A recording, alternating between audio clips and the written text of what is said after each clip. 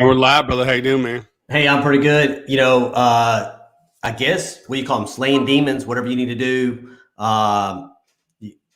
You haven't played well against TCU over the last 9 years. The math isn't good. You haven't beat them in their home stadium since 2013. Pretty sloppy football game, but I think it's important for you to have one of these nail biter fourth quarter games going in, moving on into the season versus having a 35-point lead on somebody. I think that there was a couple of plays that stood out to me, and I know one of them is your defense didn't give up, but 6 points all the way into the fourth quarter and gave 13 points up, from the first quarter on, which really kept you in the game today versus your offense being able to score a whole bunch of points and your defense eventually giving away. So really the defense led the way today, man. I'm telling you, my defensive player so far this year is going to be Anthony Cook. And it's not just because of that strip sack. He has played his ass off. I don't think he's taken a game off this year yet, man. He's my defensive MVP thus far this year. Your thoughts, man, on going into Fort Worth and beating TCU? Brother, it's like you said, in a day when your quarterback who's dominated the last two football games didn't play well, you still find a way to win a football game. Whether it was grinding the ball with Bijan Robinson and then the defensive tenacity to stop them whenever they had to was consistent. And I was really appreciative. Could we have stretched the lead out if Bijan goes in from the 1 yard line to almost a 3-touchdown and unsurmountable lead? Yes, we didn't make that play. And ultimately, they walked down the football field and scored again. So it made it a little bit tighter than what it probably had to be.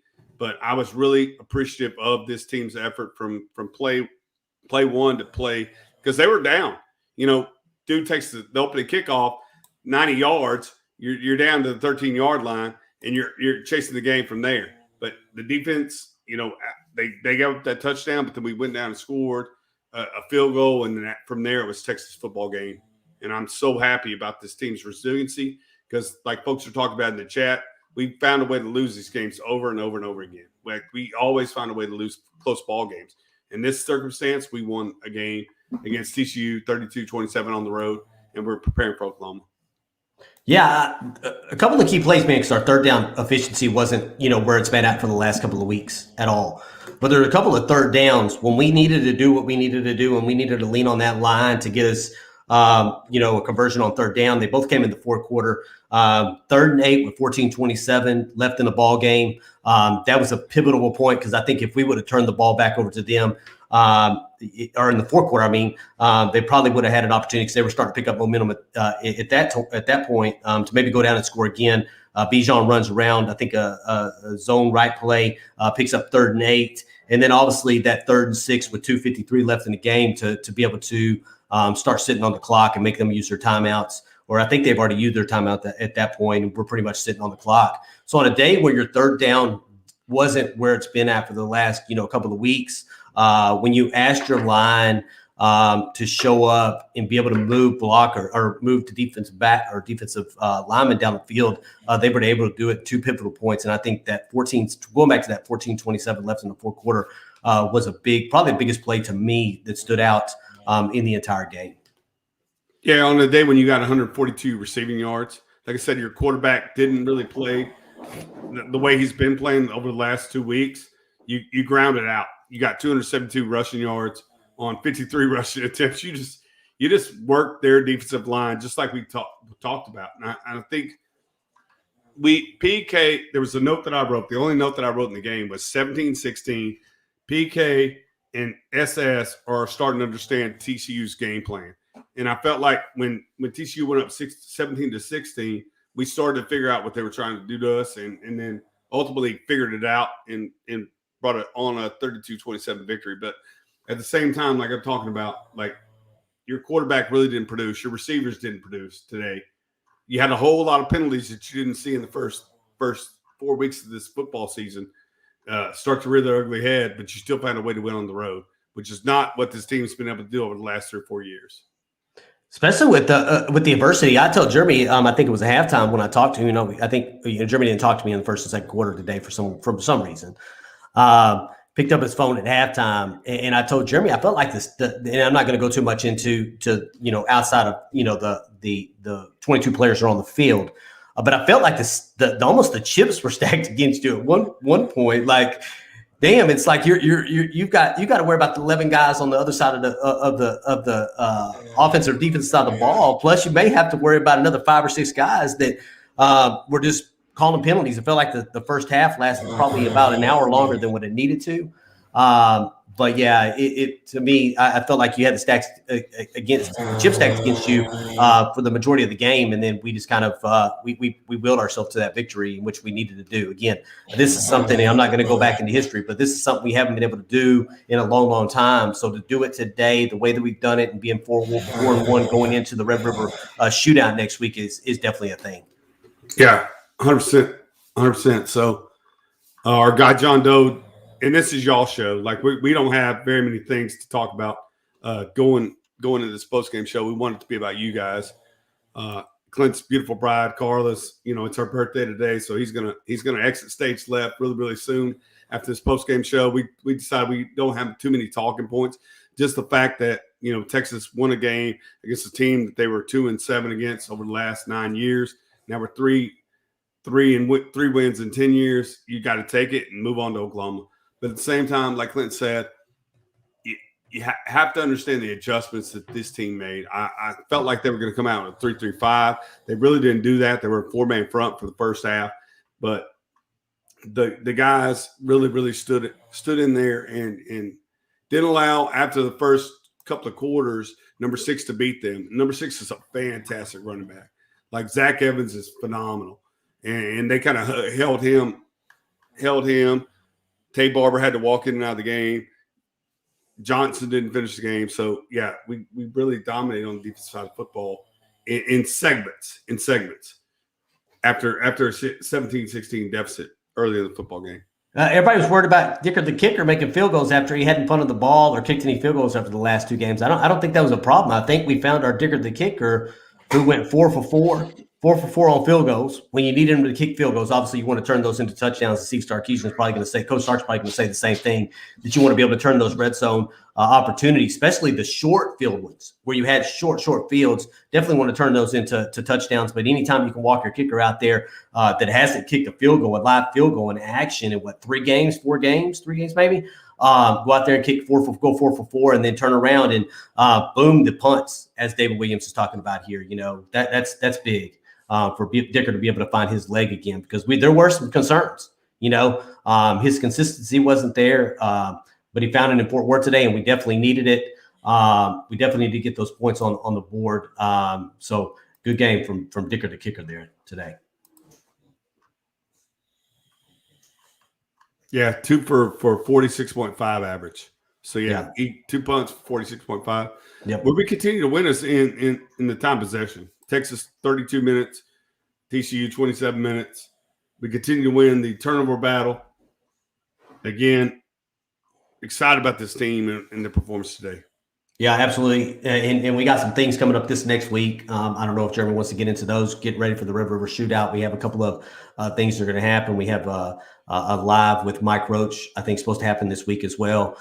We may be on another podcast with the Oklahoma Sooner there this week. So our definitely this week is definitely going to be busy. And like Jeremy saying a while ago, that my wife's birthday is today. I needed a victory because I'm telling you, when I took her out to dinner tonight, if we would have lost to TCU there in Fort Worth, it would have probably wouldn't have been a good dinner. So got a $5 super chat here. That Hero Fury, not the prettiest win, but they showed heart and fight that we've been missing over the years and got it done. Hook them. Definitely hook them, brother. And thank you for your super chat there. We really do appreciate Hell yeah, man. Your $5. Thank you. Yeah, like Clint said, we got Mike Roach coming up on Tuesday the 5th. I'm supposed to go on B&E in the morning on the 5th when they visit Fort Hood. And then, we're supposed to go on the Scooter Pod, like Clint said, some kind of collaboration next week. Just getting fired up, man. We're 4-1. We'll see what they do against Kansas State tonight. But just an exciting moment for Texas football, because we're winning games in which these guys were talking about a little bit earlier that we didn't win the close games. So we found a way to lose them. And I feel like this coaching staff is always going to find a way to create separation in the first half where you really like. I really was never nervous in this football game. I don't know about you, Clint, but I was never really nervous, and we've been nervous for a lot of segments over the last couple of years that we've been talking, and I really never felt like we were out of it, even though they went down and scored the first touchdown in the football game after a long kickoff return. I never was nervous. I felt like that Steve was going to come back and find a way to get back in this football game. Yeah, I think I didn't get nervous until until we gave the ball back to them. They went down and scored.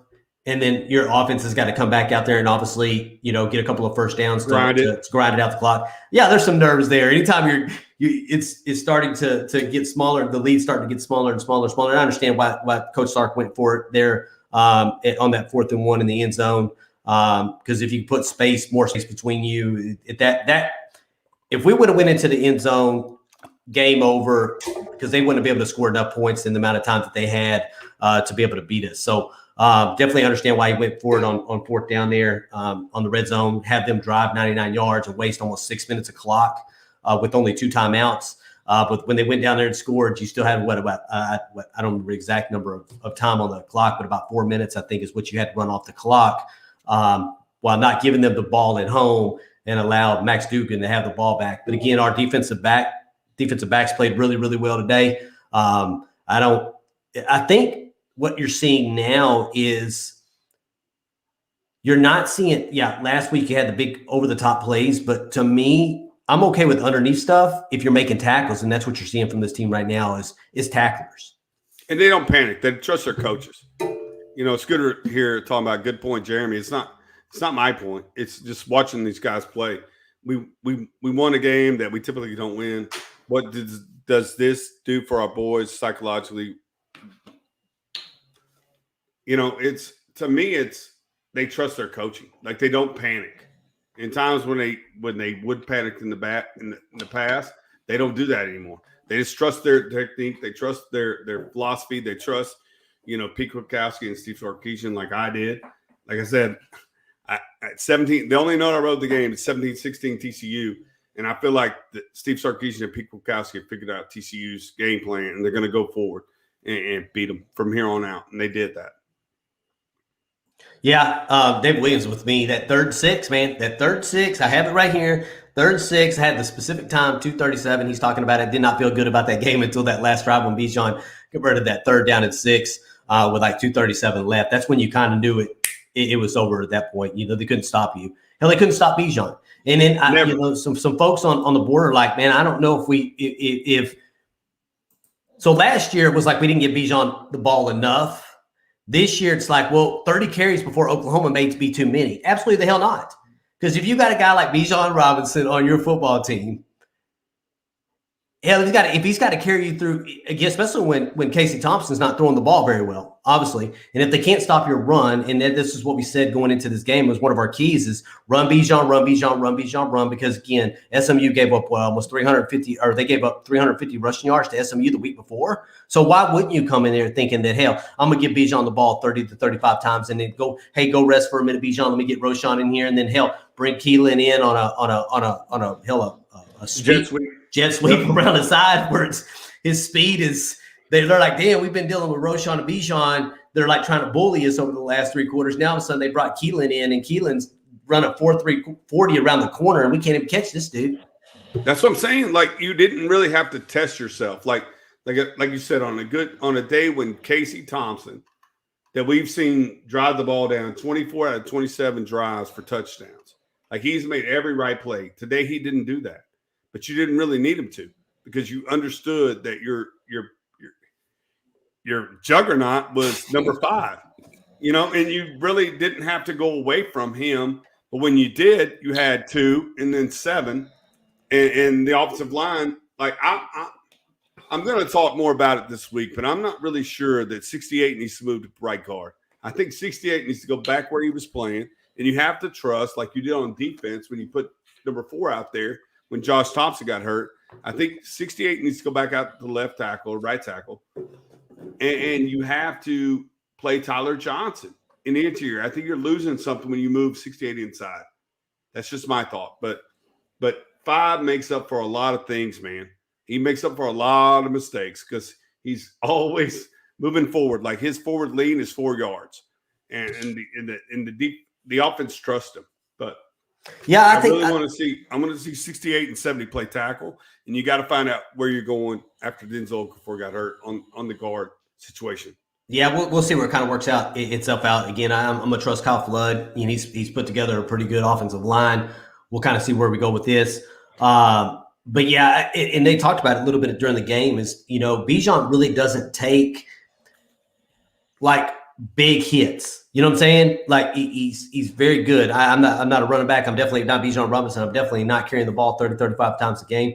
And I'm pretty sure it does a number on your body. And he'll probably be in some cold tank. On the way on, hell, they probably got a cold tank ready on the plane for him On the bus, on the bus to get to the plane, and then back in. They'll definitely be taking care of him. But he's your guy, man, and we knew he was going to be the guy. Everybody knew he was going to be that guy going in. And unless you can stop him on the other side of the ball, Oklahoma's going to have to do the same thing. Stop Bijan Robinson because Sarkisian's going to find ways to get him the ball. Right, left, right, center, right, left, right, on a swing pass, on a slant, whatever it is, he's going to give him the ball next week against Oklahoma. And until really the other defenses stop it, it's going to be a thing. No, I appreciate David Williams' comment about Casey Thompson and his deep passing game. But this football team, regardless of has it been Hudson Card or Casey Thompson, has not been able to find that vertical game. That's why we talked about pregame after pregame show, the horizontal passing game. Like spread them out for that 80 yards, that the field is wide, because the deep game is really not there. You got to spread them out horizontally and then put the ball in Bijan's hands, on the outside zone constantly. Because until these guys find a way to hit that deep ball, whether it's Casey Thompson or Hudson Card, that's what your game plan is going to have to be. And guys get tugged.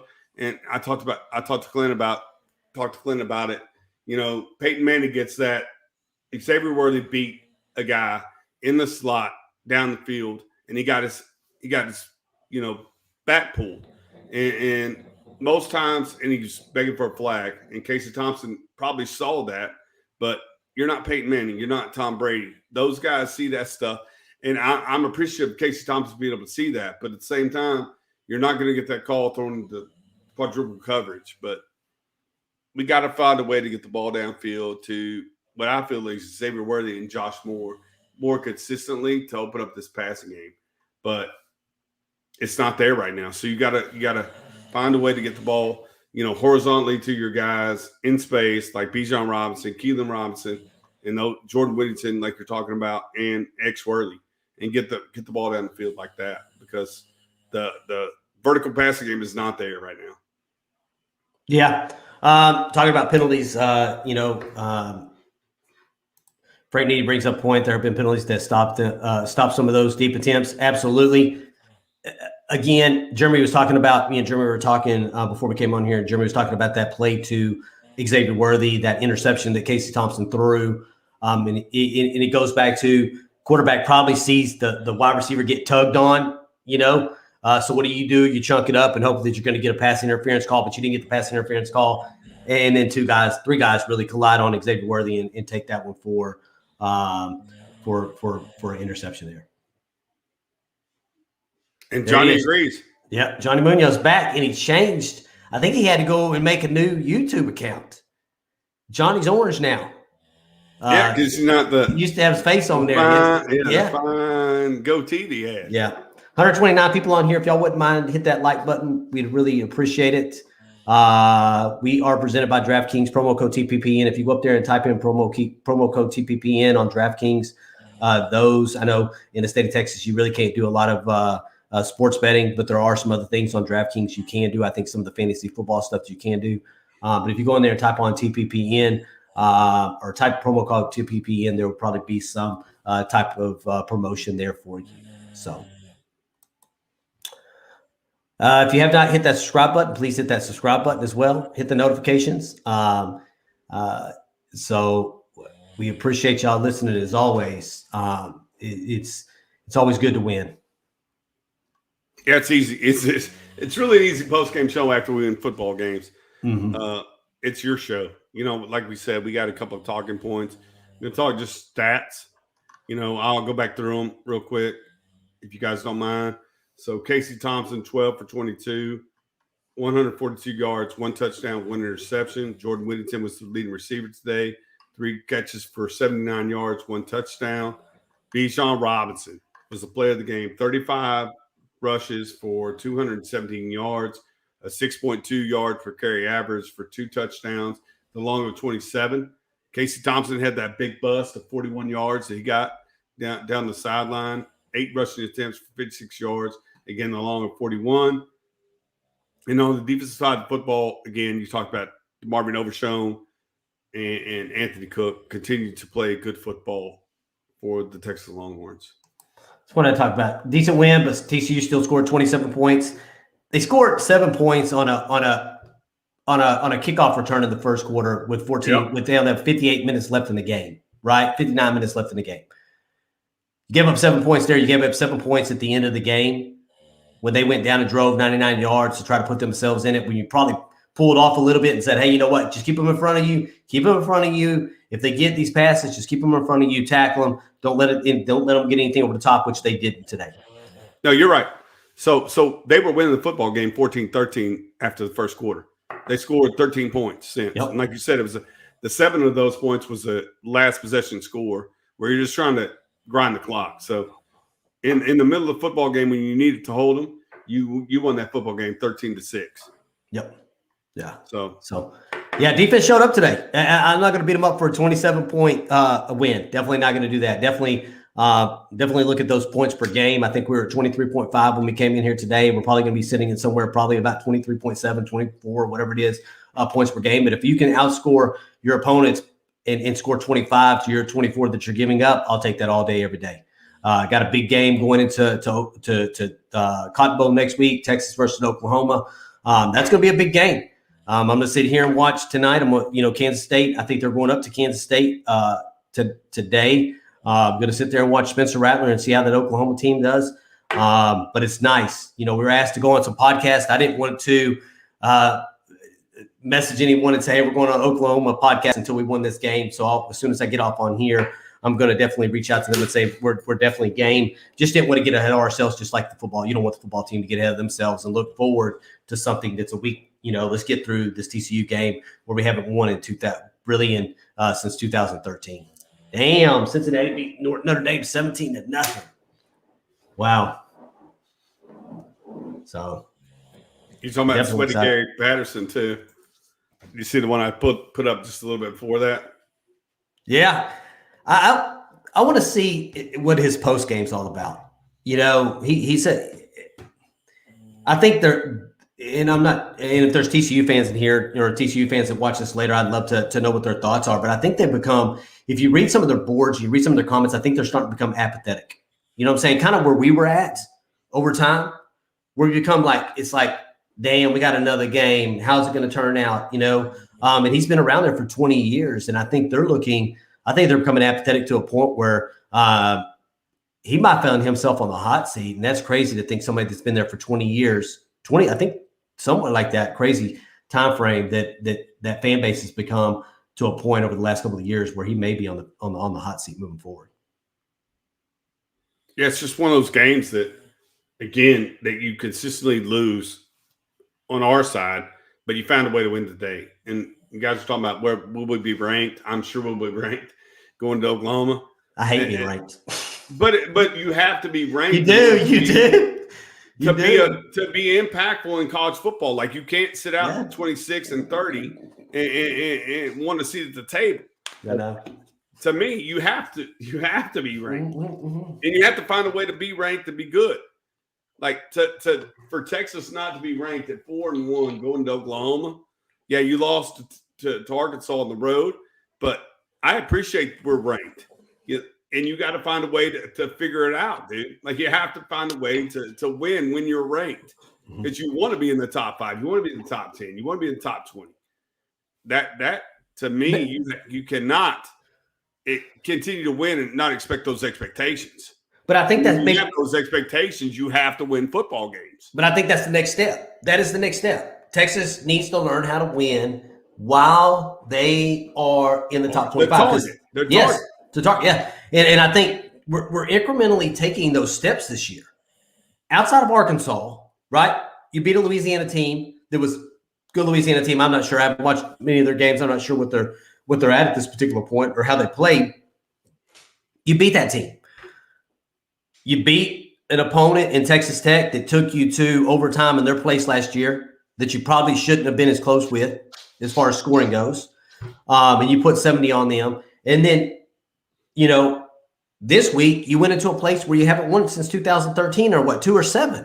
So I think it's incrementally getting over those things and learning how to be the bad guy, which everybody wants you to be, right? Everybody hates Texas, right? But also, like you said, be able to play with a target on your back. And I'm going to argue with David here for a quick second. Ranking is important, but winning is most important, regardless of ranking. Let me tell you something, sir. If you go 10-2 and you're Hawaii, you're not pulling any recruits. If you're 10-2 and you're Boise State, you're not pulling any recruits. If you're 10-2 and you're UCF, you're not pulling any recruits. No, you have to be ranked. You have to be in a Power 5 conference. Those things add up. So to not be ranked, but to be outside looking in, this is number 27 or number 30 team in the country. Kids are not going to want to come to the University of Texas. They got to find you in the top 25. They got to find you in the top 10 to consistently recruit at the level we have to in order to compete in the SEC, which we're going to in a very short order.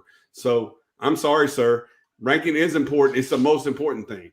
And how you get there is by winning football games. Winning football games as number 26 team in the country, which we were this week, means nothing to these recruits. You got to find your emblem. You got to find your name inside the top 25. Absolutely. Yeah, absolutely. Yeah, you can't make it to a college football playoff unless you're ranked. You know what I'm saying? Right. Unless they push you to 32 teams 10 years down the road. You know what I'm saying? It's crazy. Yeah. You definitely have to be ranked. It's in small. It's just one of those things that happen. I love to start really go back to this. I like to start outside the rankings when we start the season and work yourselves into where you belong, because we just don't play well when we're ranked number 16 in the country and then you go get smashed in Fayetteville, Arkansas, and you find yourself unranked. It's just one of those things. It's Clint's got to get over it. How about that? Right. But again, I don't think your ranking caused you to get beaten in Arkansas.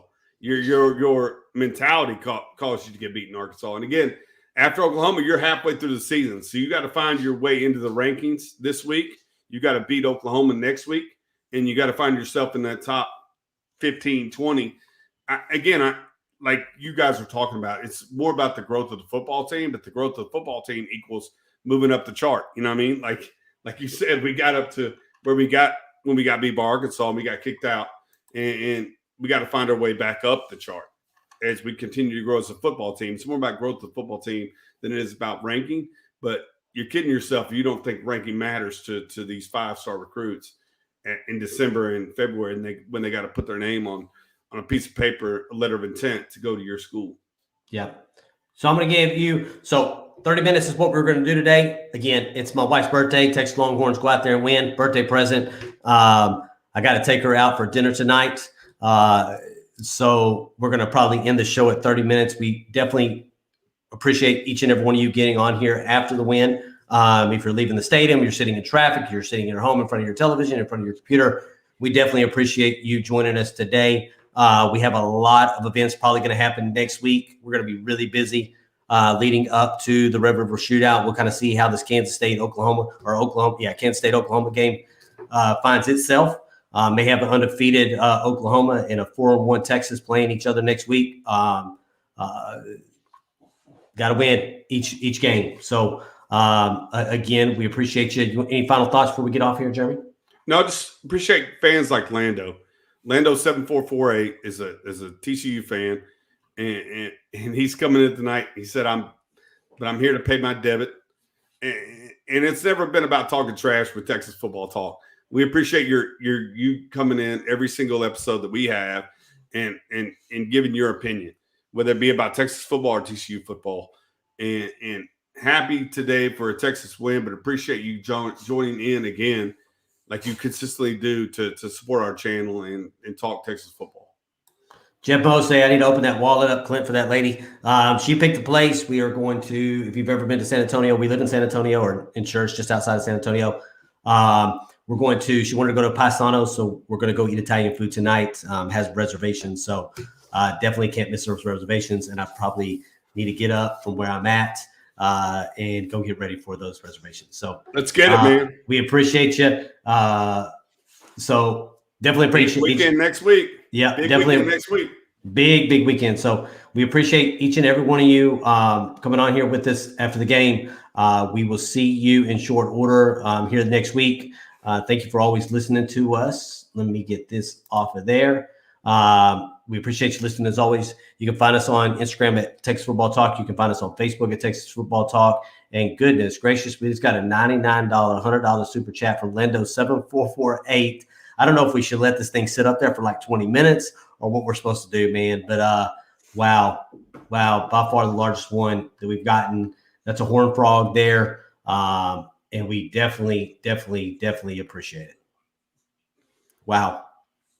I'm not going to do this. I'm not going to do this. I'm going to do this. We're going to do this, man. Orlando. Absolutely, man. If you're in the Fort Worth area, if we're ever in the Dallas area, definitely link up with us, man, and we'll come hang out and chill, make a drink, a couple of beers, take you out to dinner, or whatever the case may be. So definitely appreciate that.